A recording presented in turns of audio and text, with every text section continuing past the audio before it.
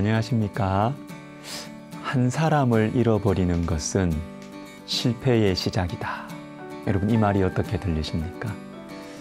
목회자의 삶을 살아가면서 이런 생각이 가끔 들어요. 한 사람을 잃어버리는 것은 실패의 시작이다. 이 말이 한 사람도 잃어버리지 않고 다 우리 교회에 이렇게 나오도록 하자, 이런 차원의 말이 아니고요. 한 사람에 대한 나의 마음, 많은 사람들 앞에서 설교하고 강의하고 이것만이 아니라 한 영혼에 대한 이 마음을 잃어버리지 않는 것이 중요하구나, 이런 마음이 다가올 때가 있어요.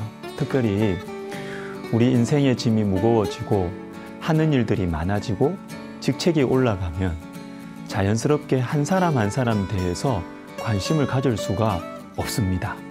중요한 결정해야 되고 많은 사람들을 한꺼번에 시스템으로, 조직으로 움직여야 하는 자리에 있게 되면 한 사람에게 관심을 가지는 것이 참 힘들게 다가와요.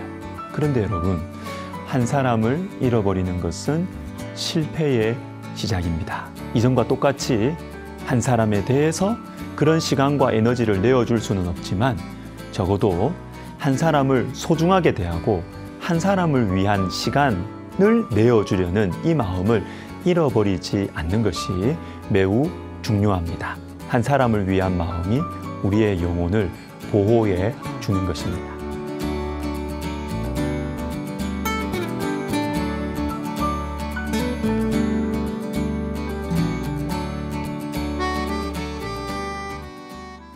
마가복음 5장 21절을 보십시오. 예수께서 배를 타시고 다시 맞은편으로 건너가시니 큰 무리가 그에게로 모이거늘. 더러운 귀신 들린 한 사람을 고쳐주신 후에 다시 맞은편으로 건너가십니다. 나중에 마가복음 이 4장과 5장을 이어서 한번 쭉 읽어보시면 4장에서 예수님께서는 네 종류의 밭에 대한 비유, 겨자씨 비유, 자라나는 씨 비유, 이러한 말씀들을 많은 사람들에게 가르쳐 주신 후에 바로 그날 저물 때에 배를 타고 파도와 풍랑이 있는 바다를 건너가십니다. 건너가셔서 귀신 들린 한 사람을 고쳐주셨어요. 그리고 나서 이어지는 말씀이 우리가 방금 읽은 요 말씀이에요. 다시 맞은편으로 건너가시니 큰 무리가 모이거늘. 많은 사람들에게 말씀을 가르치셨어요. 그 다음에 한 사람, 귀신이 매여 있는 그 한 사람 고치시러 가십니다. 그것도 죽음의 위기가 있는 바다를 통과하셔서 한 사람 때문에 가십니다. 그런데 이 한 사람 고치신 후에 다시 큰 무리에게로 오시는 것입니다. 여러분, 예수님은 큰 무리에게 말씀을 가르치시면서도 한 사람을 소중히 여기는 이 마음을 간직하고 계셨어요. 그리고 오늘 본문에 나오듯이 회당장 야이로의 한 어린 딸을 위해서 시간과 에너지를 내어주셨고, 혈루증으로 고생하던 한 여인을 위해서 발걸음을 멈추어 주셨습니다. 예수님은 큰 무리와 한 사람 사이에 적절한 균형을 가지고 사셨습니다. 마태복음 8장 1절부터 3절을 읽어드립니다. 예수께서 산에서 내려오시니 수많은 무리가 따르니라. 한 나병 환자가 나와 절하며 이르되 주여 원하시면 저를 깨끗하게 하실 수 있나이다 하거늘 예수께서 손을 내밀어 그에게 대시며 이르시되 내가 원하노니 깨끗함을 받으라 하시니 즉시 그의 나병이 깨끗하여진지라. 예수님께서 산에서 내려오십니다. 내려오실 때 수많은 무리가 따릅니다. 이것은 마태복음 5장, 6장, 7장 산상설교, 이 산상설교를 마치시고 산에서 내려오신다는 말이에요. 산에서 수많은 사람들에게 말씀을 가르치신 후에 내려오시는데 한 나병 환자가 예수님께 나옵니다. 이럴 때 유명하고 바쁜 분들은 대체로 어떻게 해요? 옆에 있는 비서분들이 딱 막아서죠.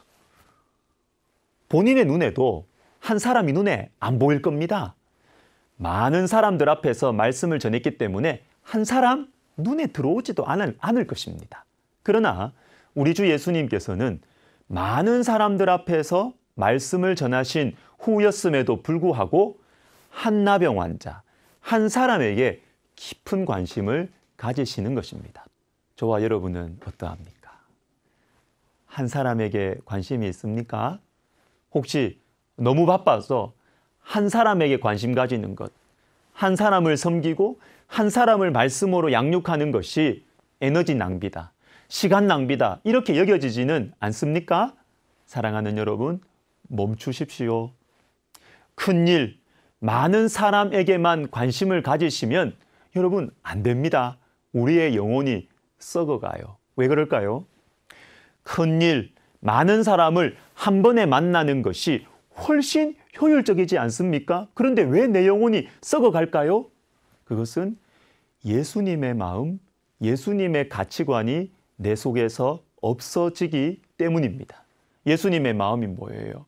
예수님의 가치관이 무엇입니까? 마태복음 13장 31절, 천국은 마치 사람이 자기 밭에 갖다 심은 겨자씨 한 알 같으니. 누가복음 15장 7절, 내가 너희에게 이르노니 이와 같이 죄인 한 사람이 회개하면 하늘에서는 회개할 것이 없는 의인 99으로 말미암아 기뻐하는 것보다 더하리라. 마태복음 25장 40절에 너희가 여기 내 형제 중에 지극히 작은 자 하나에게 한 것이 곧 내게 한 것이니라.